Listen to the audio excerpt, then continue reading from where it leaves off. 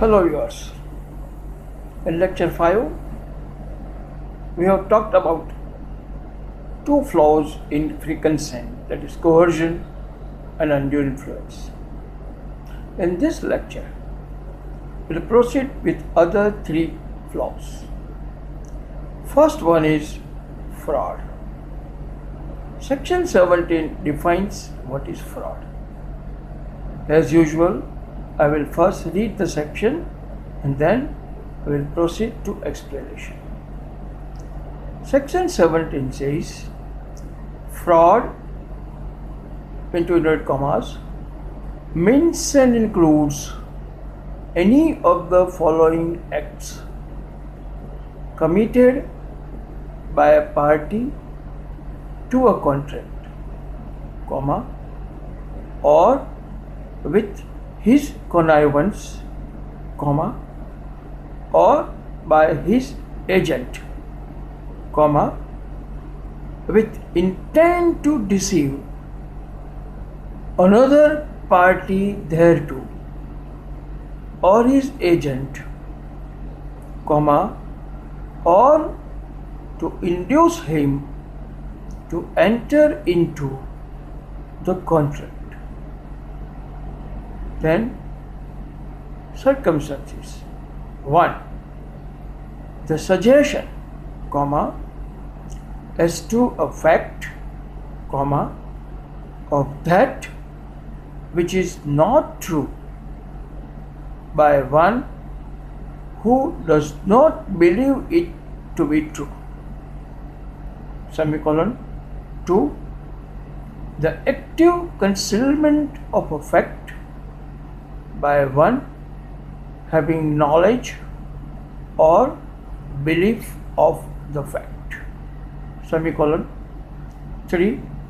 A promise made without any intention of performing it. Semicolon. 4. Any other act fitted to deceive. Semicolon. 5. Any such act or omission as the law specifically declares to be fraudulent, comma. Full stop. Explanation to the section says,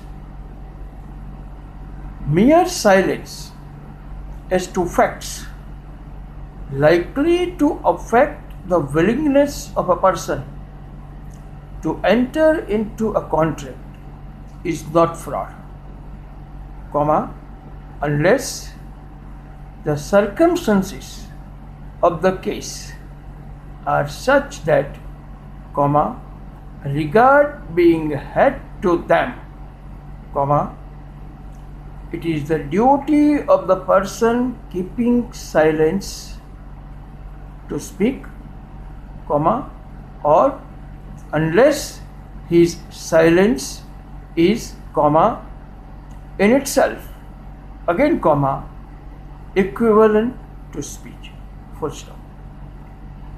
Pausing here now for a moment, let us consider what the section says. Section says, fraud means and includes. It's exhaustive. Contemplates any such situation which we will ultimately see that if it has the effect of deceiving it, it will be fraud. So instead of enumerating the instances, it says 1, 2, 3, 4 and any other act fitted to deceive. So very wide definition. And then proceeds to illustrate. Mark here again, unlike coercion and slightly vary from undue influence, who can commit fraud against whom? The subsequent words says that it can be committed by a party to a contract, 1, or with his connivance anyone can commit it, or even his agent can commit it. For what? Again, it must be with intent to deceive. So again, intention is given emphasis. To whom? To another party. That means to the contract or his agent. Whoever parties are negotiating, either parties or their agents. And last category is that to induce him to enter into contract.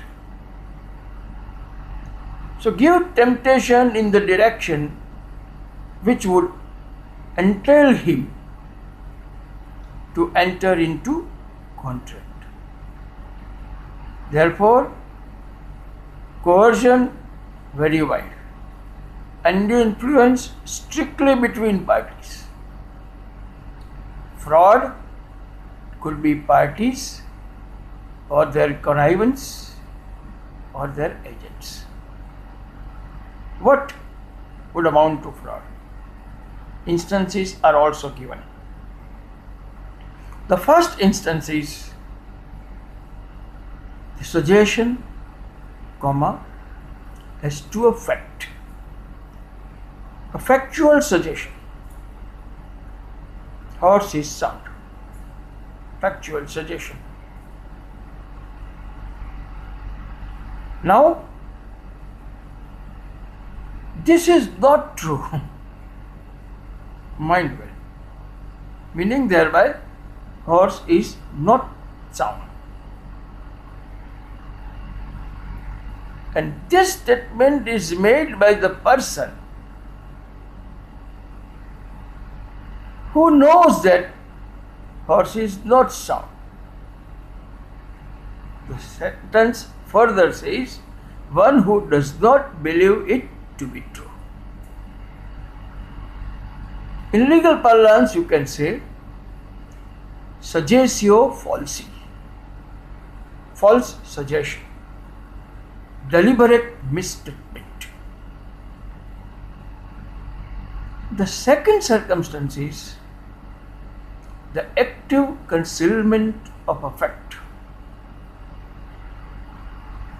by one having knowledge or belief of the fact.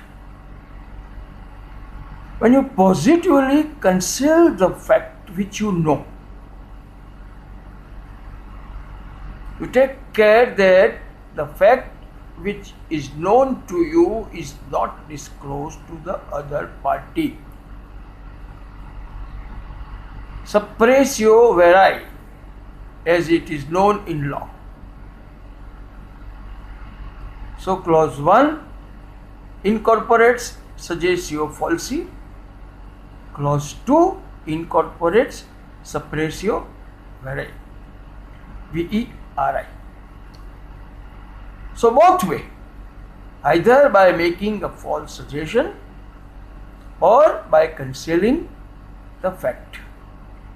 In either case, if the intention is to deceive the other party, law treats it as fraud. The third clause says, promise made without any intention of performing it.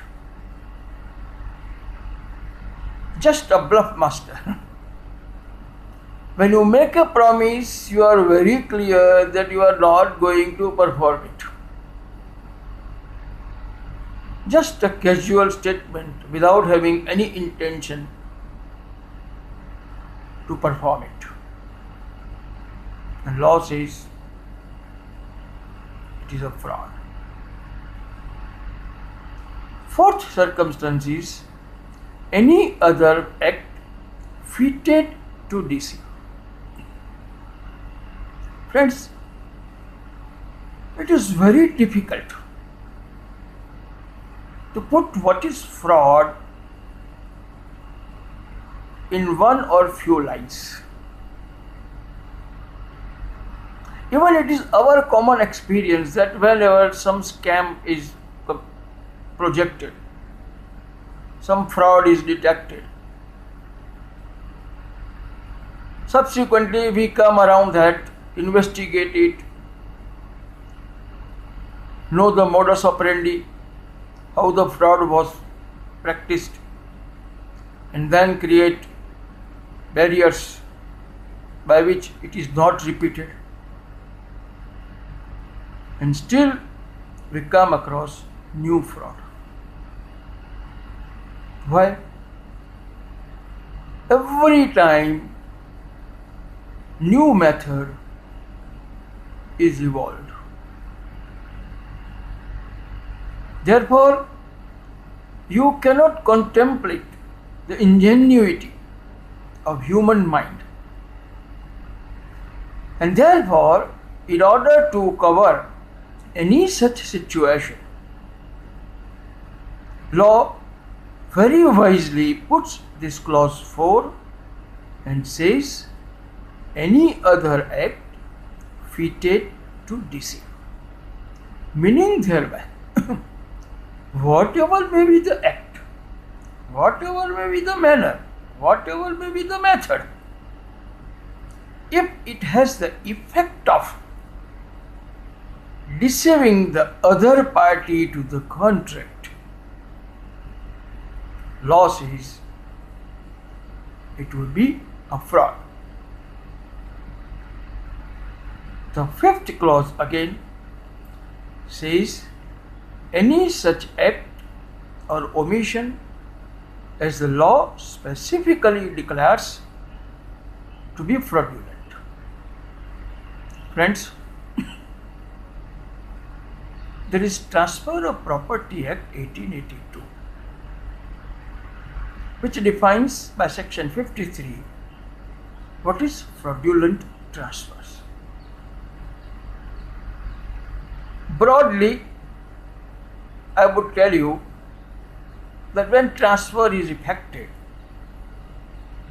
to defeat or deny the rights of the creditors, law treats it as fraudulent transfer. Going back to our example of insolvent, during insolvency proceedings, if the insolvent has transferred some properties and it comes to the knowledge of the official receiver or assignee during the proceedings, he can move for invalidating such transfers on the ground that they are fraudulent transfers, because law prohibits him from entering into contract, and the transfers which are effected by him would be fraudulent transfers because they are effected to defeat or deny the rights of the creditors. In all such situations, law treats that fraud is practiced. Now, one more thing, the explanation to the section is again very important. Look at the explanation. Mere silence as to facts likely to affect the willingness of a person to enter into a contract is not fraud. Pausing here for a moment. Simple statement. Mere silence. If you don't speak anything, it's not fraud. You are not under obligation to tell each and everything, all details, possible use, possible failure, possible success about the goods or the services. No. Ultimately, as we know, we are in a system, buyer beware, caveat emptor, what we call in law. Therefore, only material things which are necessary may be required to be communicated. For the rest, if you keep silence, no difficulty. But the circumstances are such that it becomes duty of the person keeping silence to speak. Yes. And if you don't speak, then law treats it as fraud. The reason is, having regard to the circumstances, it was your duty to speak. And still you did not. Therefore, it amounts to fraud. Therefore, if there is duty to speak, you have to speak, and there you cannot take a defense that mere silence is no fraud. Mere silence is differentiated, looking to the circumstances, and said that when it is the duty to speak, mere silence is no defense. Similarly, it is very crucial and to an extent contrary to common sense that silence amounts to speech. Silence is equivalent to speech. When this can happen? Suppose I say that this horse, I believe, is sound. If you don't say anything, I will believe that he is sound. Now you know that horse is not sound, and still you do not speak anything. Your silence amounts to speech, and law treats such situation as equivalent to fraud. So let us clearly understand that these are the circumstances where law says that it is a fraud. One more important thing about fraud, which we will see in section 19, very important. And please note down a very short sentence. Deceit which does not deceive is no deceit. I will repeat. Deceit which does not deceive is no deceit. Meaning thereby, even if fraudulent practice is there, but the other side is diligent enough, smart enough, is blessed with the resources, and is not deceived, it will not be a fraud. In other words, in order to term the act or omission as fraud, the other party must have been deceived by such act or omission. And in these circumstances, the contract would be voidable. Thank you.